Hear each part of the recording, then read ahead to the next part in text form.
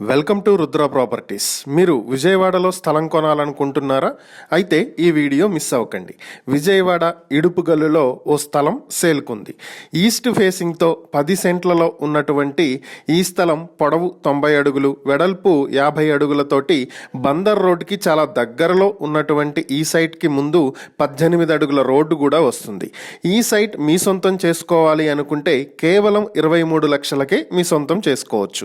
ఈ ప్రాపర్టీకి సంబంధించిన మరిన్ని వివరాల కోసం స్క్రీన్ మీద కనిపిస్తున్న మా ఫోన్ నెంబర్లను వెంటనే సంప్రదించండి.